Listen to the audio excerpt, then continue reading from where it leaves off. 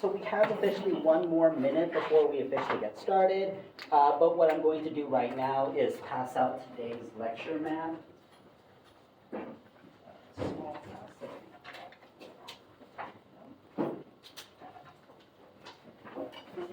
Here you go.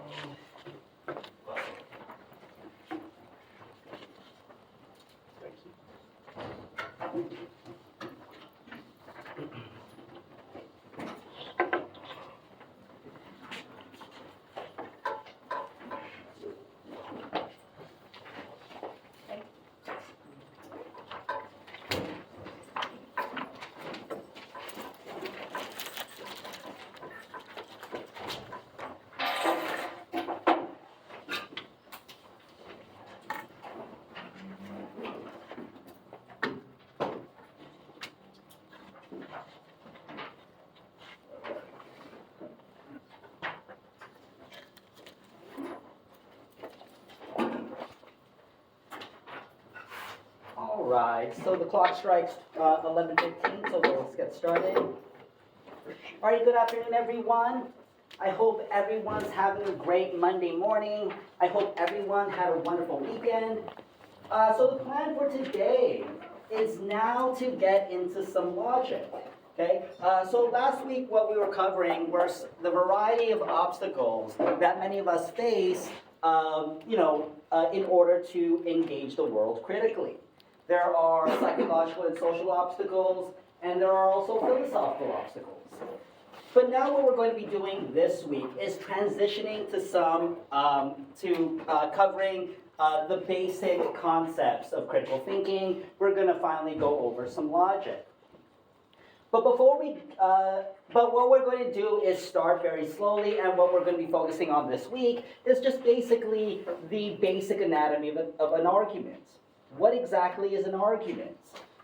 And especially in philosophy, argument is the currency that we use when we're engaging with others. But arguments is basically what we do all the time in the world. If you're trying to persuade another about why some position or why some belief is reasonable, you are making an argument. When you encounter other people who are trying to convince you for why you should believe in this or why you should believe in that, what you're engaging in are arguments. Even when we're looking at ads on social media or television and so forth, even though it's not quite explicit, they are making arguments because they're trying to have you ascend or accept a certain belief, a certain position. But before we can construct reasonable arguments, before we can dissect whether an argument is reasonable or acceptable and so forth, we first must understand, just going into the basic of, well, what exactly is an argument in the first place? And that's what we're going to do for today and Wednesday. Okay? So the plan for today is the following.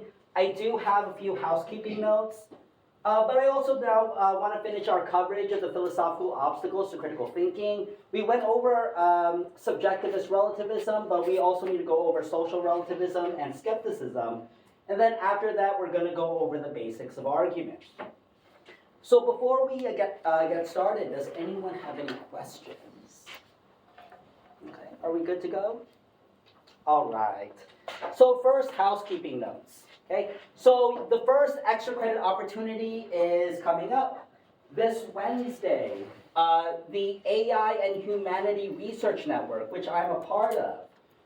Every semester we organize a seminar series where students, faculty, any member of the Georgia Southern community is invited. And the very first talk is coming up this Wednesday, entitled The Skeptic, the Cyborg, and the Network, 3 Ways of Thinking About the History of AI. And it's going to be presented by Dr. Robert Batchelor in the History Department. And it's happening this Wednesday, August 28th at 5:30 p.m. in the Interdisciplinary Arts Building, 1015. And in order to fulfill this extra credit assignment, you don't necessarily need to do much. All you have to do is attend and be present. Not physically, but intellectually as well. I will be attending as well, so all you have to do is let me know that you're in attendance, and then I'm going to jot down your name.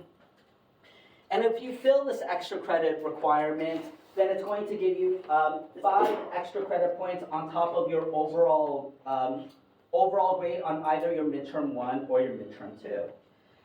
So if you already want some kind of cushion or some kind of security net or safety net that you're going to do well on the midterm exam, then I very much recommend that you attend this extra credit opportunity. Does anyone have any questions in regards to this? The second one is, I'm planning to promote the Philosophy Club every single week, but the Philosophy Club is having its second meeting that's happening this Wednesday at 7 p.m. in Newton 1108. If you're up at 7 p.m., I'm someone who goes to bed quite early, so 7 p.m. is like late for me. But if it's not late for you, then I very much recommend that you attend the upcoming meeting. Since I've heard from some of you that you've attended last week's Philosophy Club, but I heard it was very, very stimulating conversation, and that they're still going to continue on talking about the topic, are myths beneficial to society? Does anyone have any questions in regards to this? Yeah. Okay. How long is the AI talk? Is it more than an hour and a half? I'll say, I think the talk is an hour, but there's going to be question and answer period after that. It's totally okay to leave after that. Yeah. All right, does anyone else have any questions? All right, so let's go move on to today's topic. Okay, so I do want to finish our conversation that we started on Wednesday. On Wednesday, we were talking about the various philosophical obstacles to critical thinking. And in many ways, it seems kind of odd to say that there are philosophical obstacles to critical thinking, because what philosophy is all about is to consider, is to question everything, is to consider a wide range of viewpoints, a wide range of ideas, and then try to figure out which idea out of the whole range of ideas is the most reasonable. But there are some philosophical obstacles that, if you take seriously, actually undermines critical thinking. Okay? And to appreciate these philosophical obstacles, what is important to understand them is this distinction that we talked about on Wednesday between 2 types of claims, subjective claims and objective claims. Okay? And subjective claims are basically claims like opinions, preferences, feelings, and so forth. And subjective claims are claims whose truth or falsity simply depends on whether people think it is true or false. Okay? So for a subjective claim, in order for something to be true or false, all that is required is what you think is true or false. You believing it to be true is what makes a subjective claim true. You believing it to be false is what makes a subjective claim false. So whether or not House of the Dragons is the best TV right now, or whether or not Nona Pici is the best pizza in Statesboro. Whether or not those claims are true depends on how you react to them, because those claims are subjective. You make them true or you make them false by the way in which you react to these claims. Objective claims are totally different. Objective claims are claims whose truth or falsity is independent of whether people think it is true or false. Okay?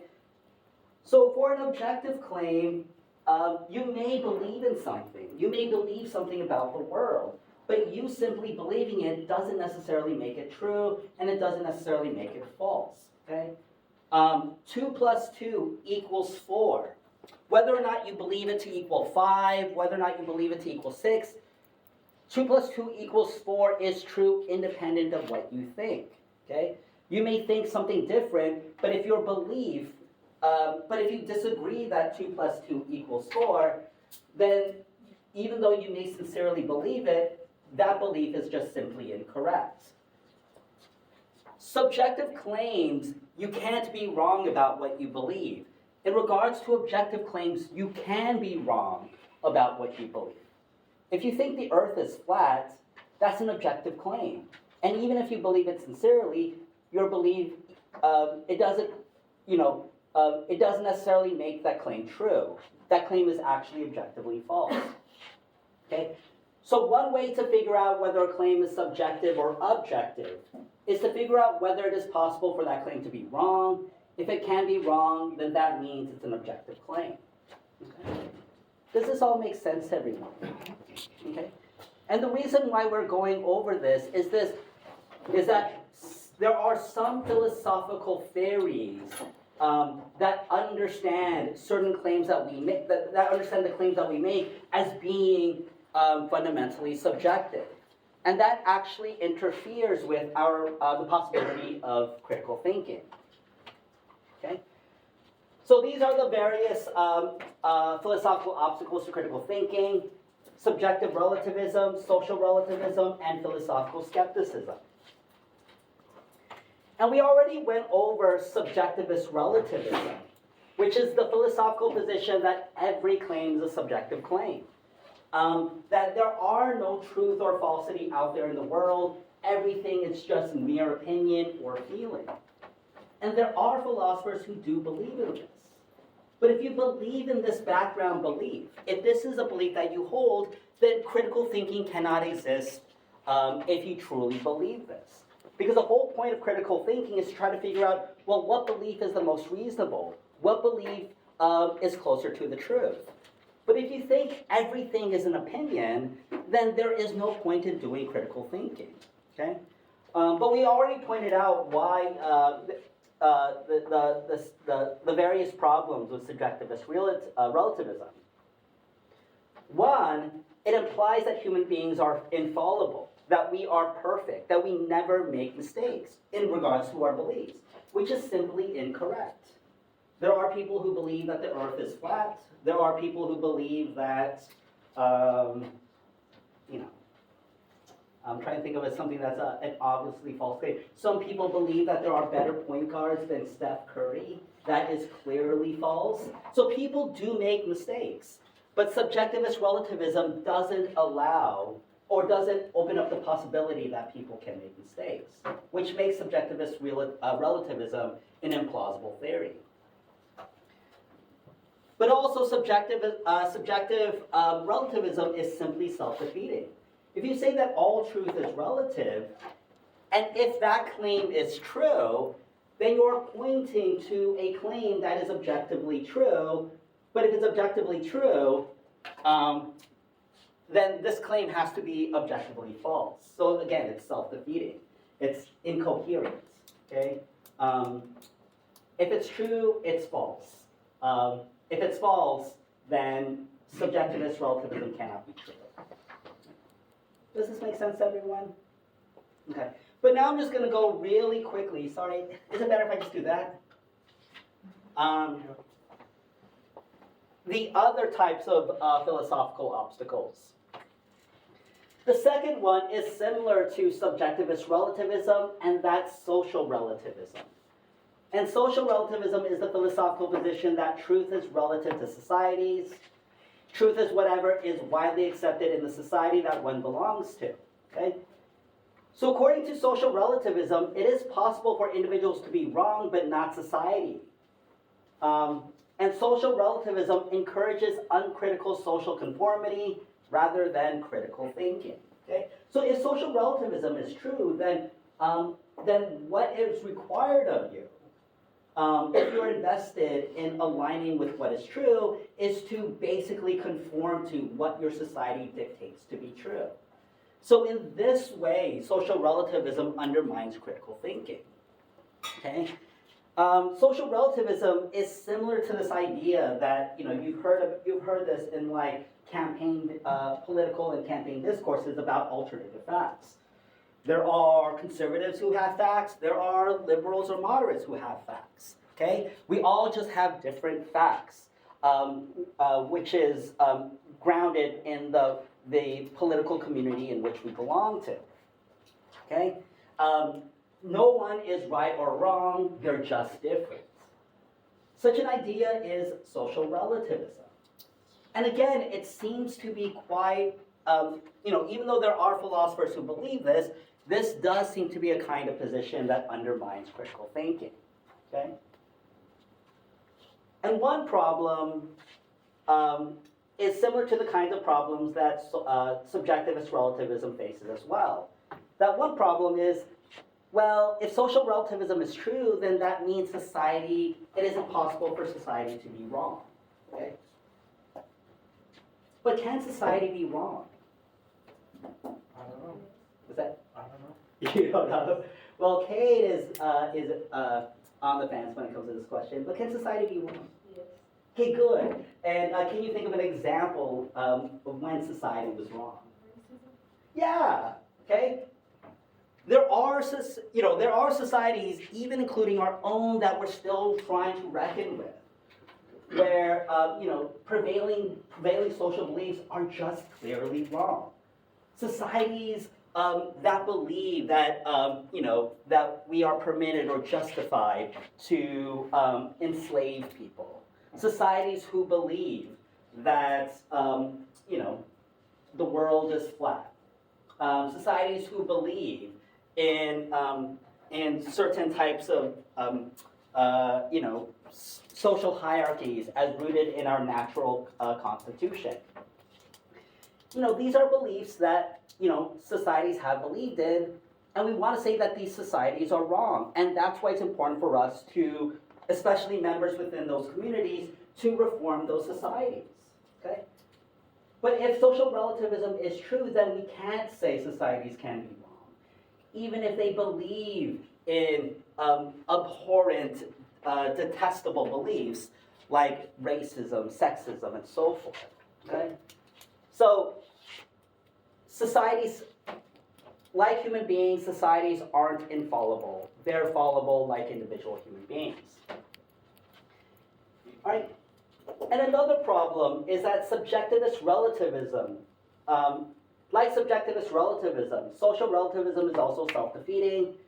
If the social relativists claim that all truth is relative to societies, if that claim is objectively true, then this claim is also objectively false. Okay? Does this all make sense to everyone? Mariana? Okay. Sounds like you're gonna tell something I don't want to be reflect a little bit, but well, this is philosophy, so I encourage you.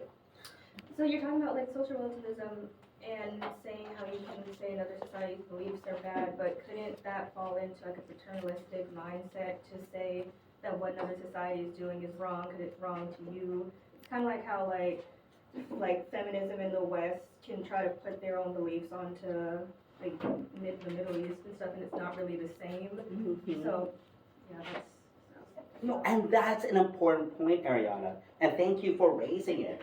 And this is one of the reasons why social relativism, the motivations behind subjectivist relativism and social relativism, the motivations behind them are actually quite admirable.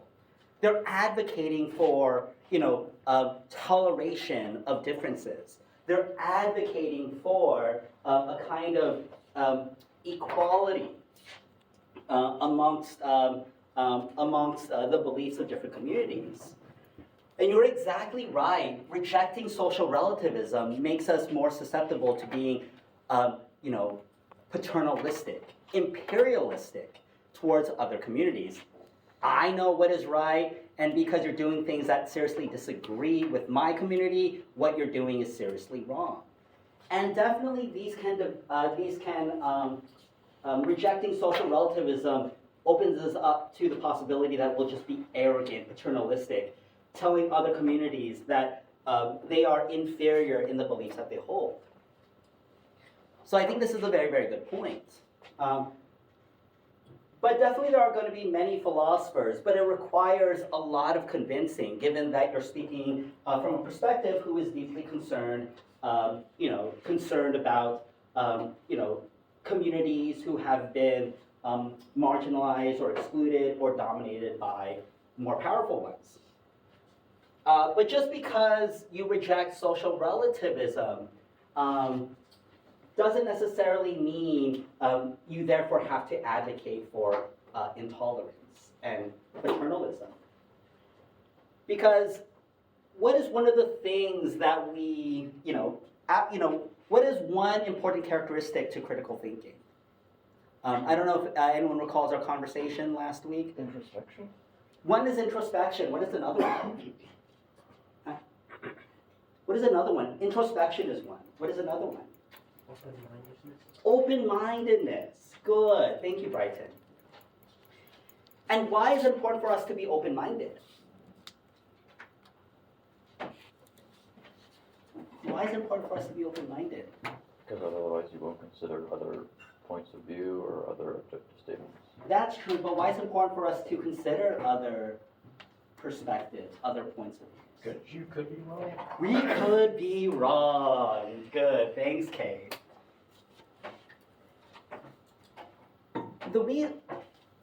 Even though rejecting this might make someone, arrogant, more licensed to subject someone to someone else's beliefs, in many ways, that's also contrary to critical thinking. Because we all have to be quite humble in that we're also fallible human beings. So before we're going to tell people,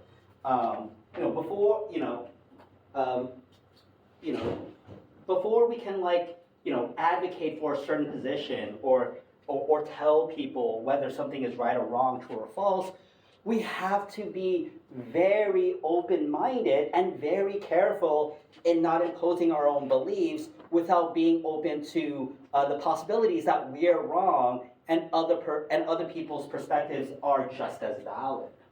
Okay? So rejecting this doesn't necessarily have to mean, being intolerant.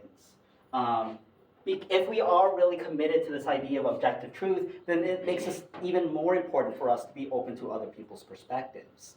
Okay? Given that all of our perspectives are always limited and narrowed in some particular kind of way, given the kind of upbringing and background that we emerge from. Does anyone have any questions? Does that make, I don't expect, does that, does that perspective make contact with you, Ariana? Yes. Okay. Yeah, because that is a powerful worry that you raised. Does anyone else have any questions? Okay. The final one is philosophical skepticism. And basically, philosophical skepticism is the philosophical position that it is impossible for us to know anything at all. Okay. Who in here has read Rene Descartes' Meditations? Okay. So what happens in the first meditation? What is Descartes' project in the first meditation? He wants to find out something that is objectively true without any room for doubt. Okay, good. So he's trying to figure out, well, if knowledge requires certainty, is there anything out there in the world that we know for certain? And what does he do in order to dismantle all of these beliefs that we think is true? Logan? He doubts his own senses. How does he doubt? Yeah, so he doubts his own senses. He Good. doubts his own beliefs, and then he realizes his beliefs are based on his senses, and he realizes that he can doubt his senses, and so he can doubt everything.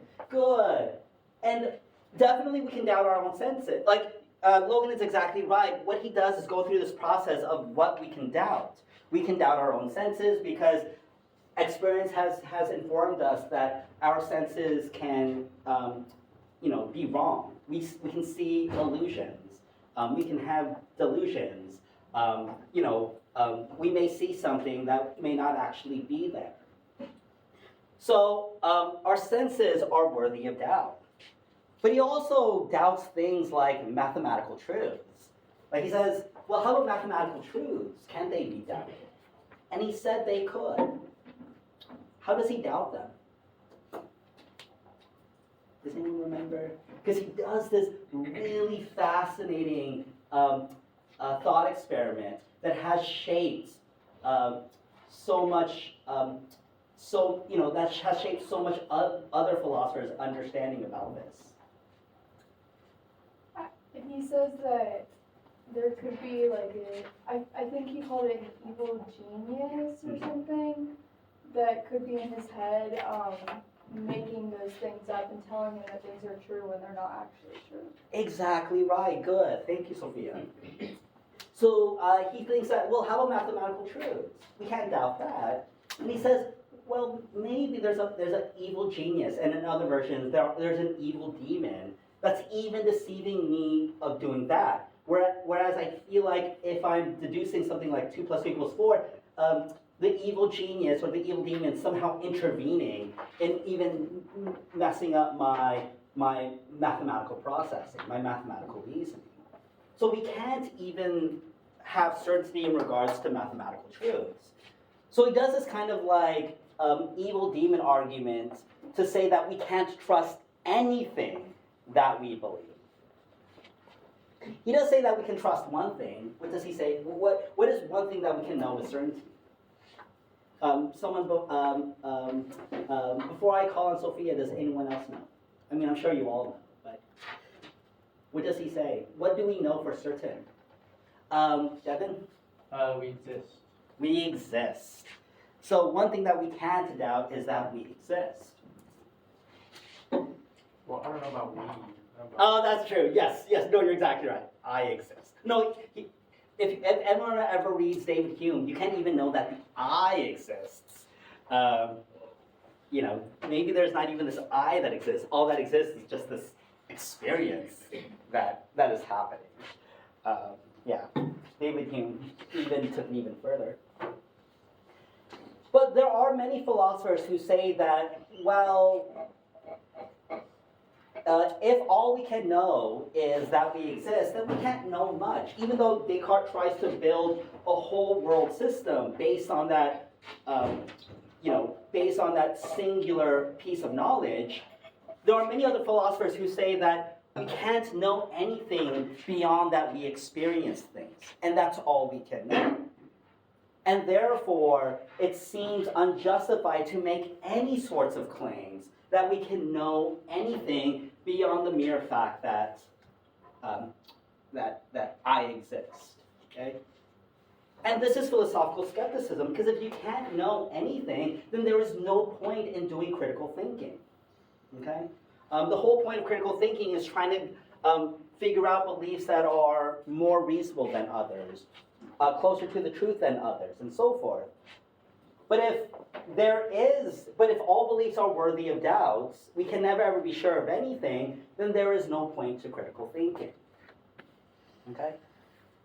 But again, there are problems with this, even though philosophical skepticism is believed by many classical philosophers. I don't think it's really taken as seriously today. Even if it's true that we can't attain certainty, okay, that doesn't necessarily mean there aren't some beliefs that are more reasonable than others. Okay? Even though it's possible that the moon is made out of Swiss cheese, it's possible. It is more reasonable to believe that it's not made of Swiss cheese than it is made of Swiss cheese. There are beliefs that seem closer to the truth than others, more reasonable than others. Again, there's always a possibility that we're wrong, but that doesn't necessarily mean that all beliefs are created equal. Okay? Even if certainty is impossible, there are some beliefs that are more worthwhile to believe than other beliefs. Okay? Does this make sense to everyone? Okay. All right. Does anyone have any questions before we move on to the logic part of this lecture? Does this all make? Did everyone good? Okay. All right.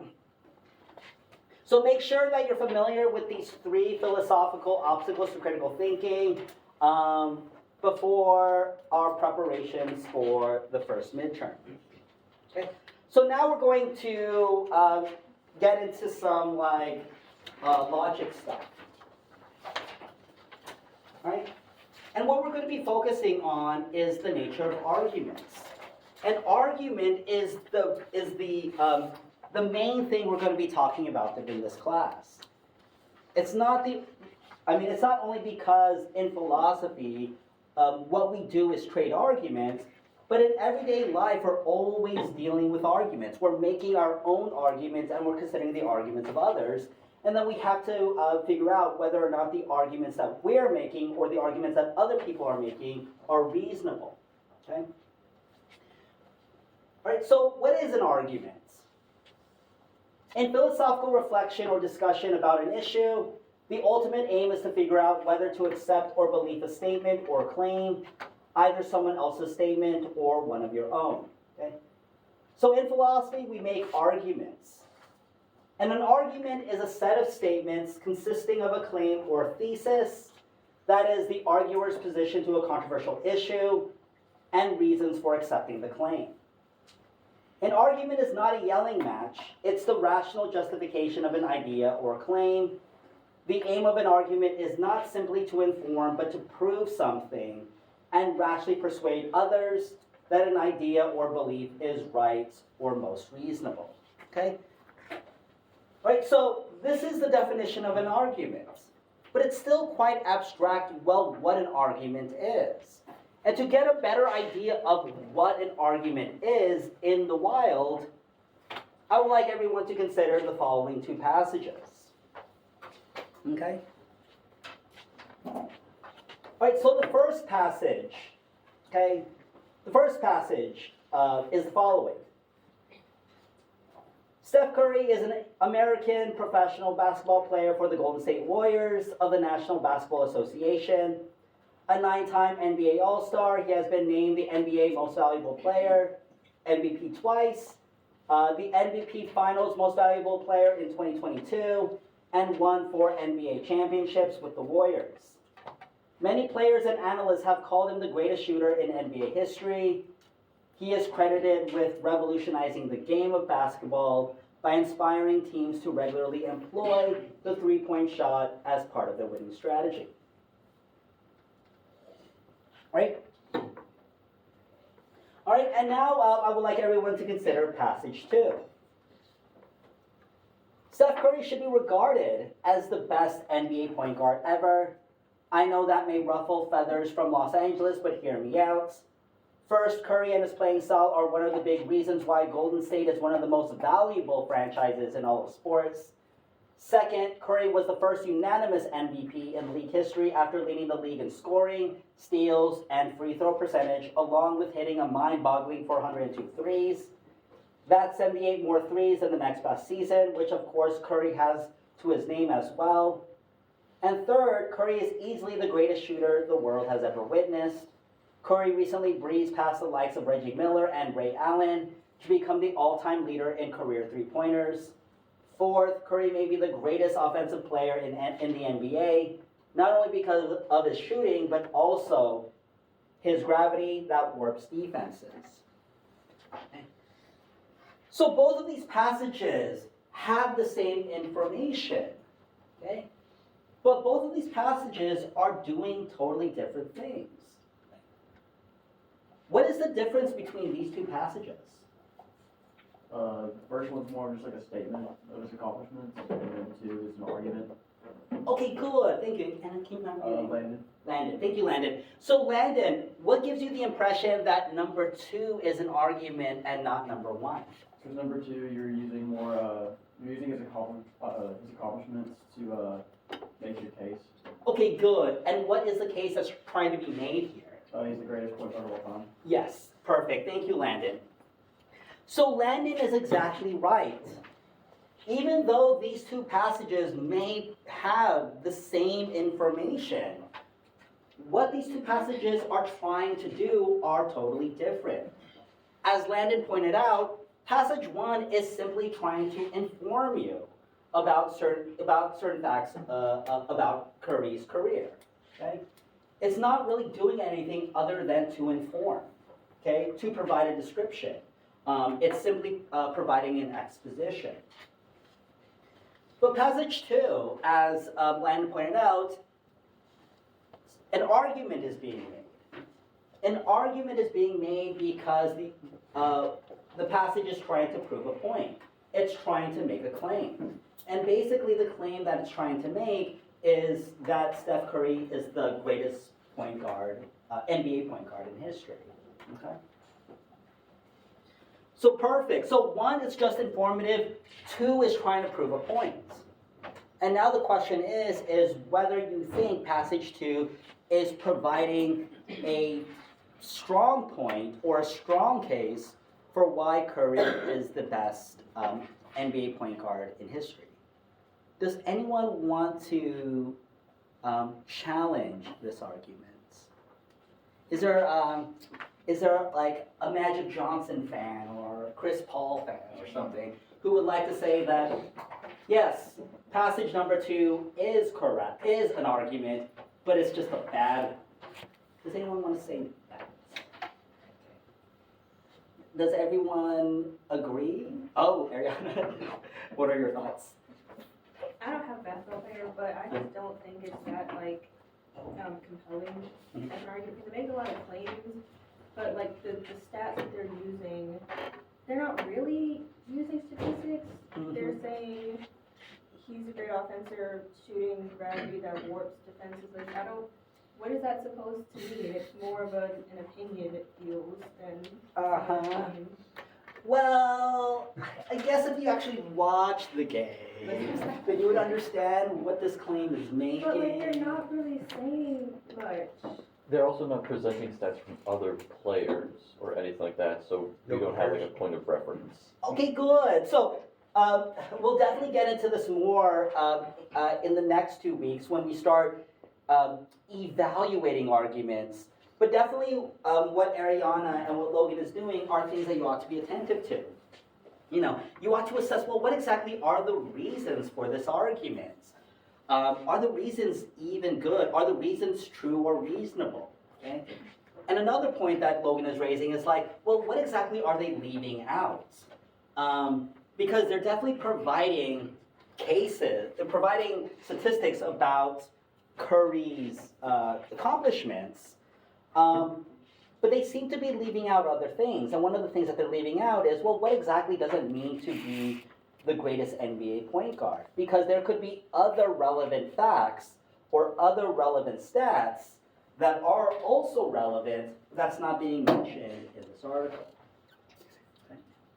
Right, does anyone else have any thoughts before I return to Ariana's Curry bashing?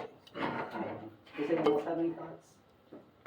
Yeah, I feel like for this one, you have to be somebody who's interested in basketball to fully understand. Like, anybody outside of basketball would look at that and obviously say, oh, I don't know anything about that. Mm-hmm. With an argument, you should be able to try and get somebody with no idea of the topic and be able to change their perspective without knowing much.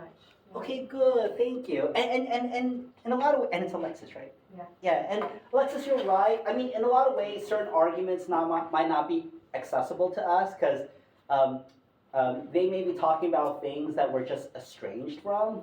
There may be also arguments that are being like, I don't know and I don't care. The NBA doesn't matter to me.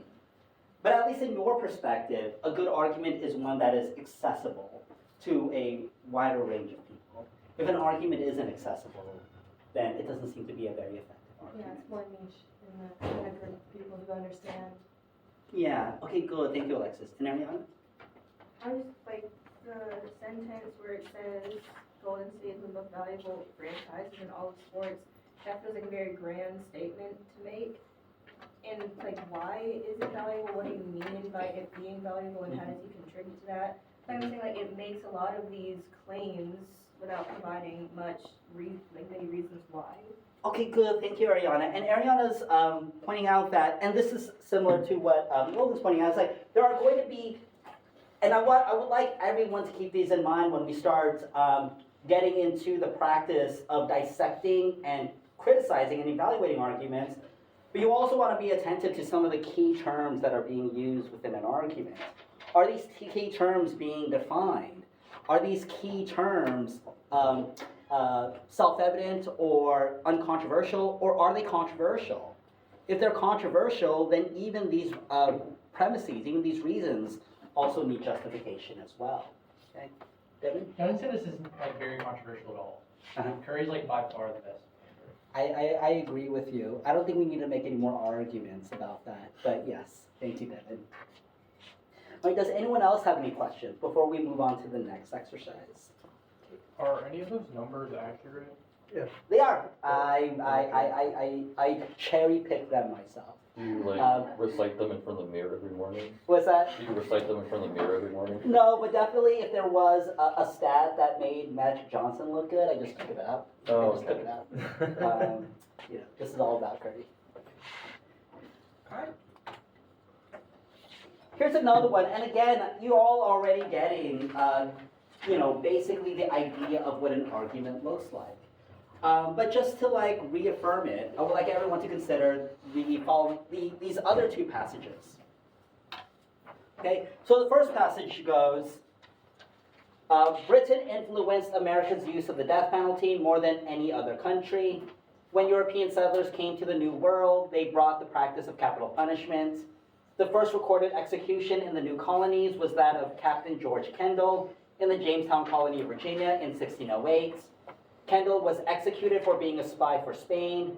In 1612, Virginia Governor Sir Thomas Dale enacted the divine moral and martial laws, which provided the death penalty for even minor offenses such as stealing grapes, killing chickens, and trading with indigenous people. Okay? And now consider passage 2. The death penalty fails in deterring capital crimes. It is also cruel and unusual punishment. It is a relic of the earliest days of penology, when slavery, branding, and other corporal punishments were commonplace. Like those other barbaric practices, executions have no place in a civilized society. The death penalty violates the constitutional guarantee of the equal protection of the laws. It is applied randomly at best, discriminatorily at worst. Therefore, the death penalty should be abolished. Okay? Which one is the argument here? 2. 2. Okay? So if the second one is an argument, what is it trying to prove? What is the conclusion it's trying to persuade you to accept? Death penalty's wrong. That the death penalty is wrong. Not only the death penalty is wrong, but the death penalty Ineffective. is that should be what? Discontinued. Discontinued, yes. It should be abolished. It's not only wrong, but it should be abolished. It's a practice that should be discontinued in society. And the way that they try to prove this point is by giving you a variety of reasons, for why the death penalty should be abolished. Okay? What is one reason? It fails in deterring. Sorry, go ahead, Kate. It fails in deterring capital crimes. Okay, good, that's one. It fails in deterring capital crimes. 2. It's cruel and unusual. It's cruel and unusual. And what's another one? it violates the constitutional guarantee of equal protection under law. Okay, perfect. And how does it do that? So you're exactly right, but how does it do that? How does it violate the equal protections? Is it like randomly at best and discriminatorily at worst? Good, perfect. So what this argument is trying to do is convince you that the death penalty should be abolished for the variety of reasons that you all pointed out. So again, now the question is whether or not you find this argument convincing. Okay? And we're actually going to return to this argument when we start thinking about, because right now what we're trying to do is just figure out, well, what is an argument? Then later on, in the later weeks, then we're going to figure out whether or not we should regard these arguments as good or reasonable. At least just from your current reactions, who in here thinks this is a good argument? Okay. Who in here thinks this is not a very good argument? Okay.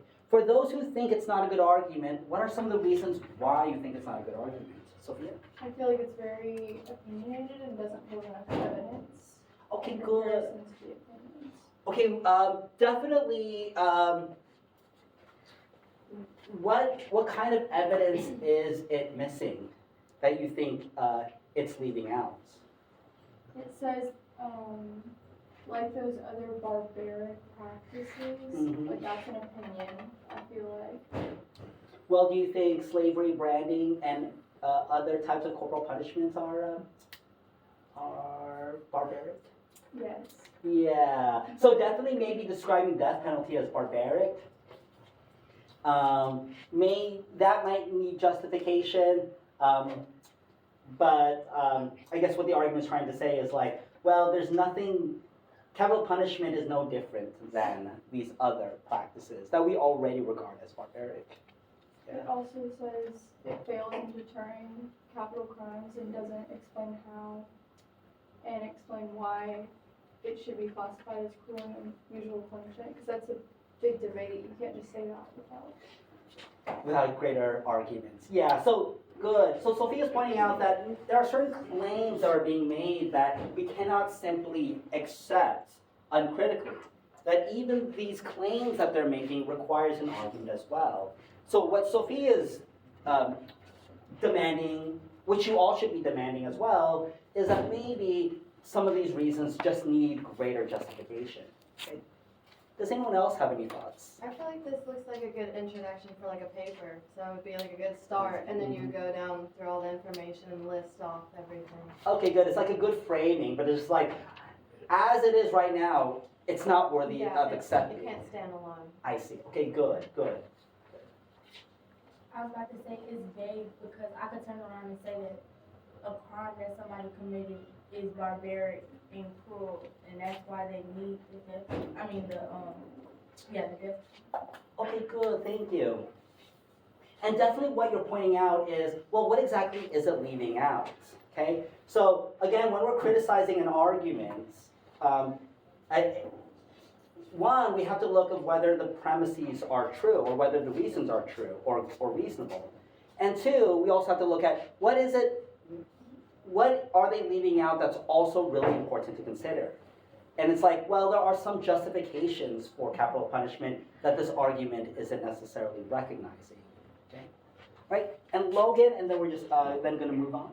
Oh, Did I see your hand? yeah. I was just gonna say that it doesn't mention how many three-point shots the death penalty is made, which I think is using stats. What's that? It doesn't say how many three-point shots the death penalty is made. Oh yes. It's already fly. Yeah, I was gonna say. If an argument doesn't recognize that Steph Curry is the greatest point guard in the world, it's an argument worth. Does Steph Curry believe in the death penalty? Oh. Does it matter? All right. So, good. So you all have an idea of what an argument is. An argument is trying to prove a point. Okay, an argument is trying to persuade you to accept a certain belief, and the way that they try to do it is providing you with reasons. Okay? So we only have 3 minutes left, so I'm just going to continue this on Wednesday. But basically, this is going to be the components of an argument. An argument always has an issue, an argument always has a conclusion, and an argument always has premises. All right? So we're gonna go, continue on with going over what an argument is and breaking them down. And then what I'm gonna do is post homework assignment number 2 tomorrow. But before you go, I'm gonna take a roll. And then when you hear your name, feel free to leave. Madison? Right, thanks, Madison. Alexis? Oh, Alexis is here. Hunter is here. Logan is here. Abraham is here. Caitlin is here. I'm kind of starting to remember names. Al is here. Evan is here. Brianna is here. Aaliyah is here. Ace is here. Jaden is here. Kate is here. Devin is here. Callie is not here. Jocelyn is here. Casey. Casey, sorry, where's Casey? Oh, thanks, Casey. Brady. Thanks, Brady. Ryan. Thanks, Ryan. Christian. Is Christian here? No. Doug. Thanks, Doug.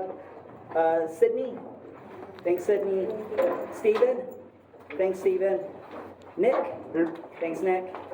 Landon is here. Brooklyn is not here. Blaze. Thanks, Blaze. Emma. Thanks, Emma. Emily. Thanks, Emily. Sophia is here. Ariana is here. Benjamin is here. Faith is here. Justin Harris, not here. And Bryson is here. Oh, Justin Harris is here. Thanks, Justin. You did the same.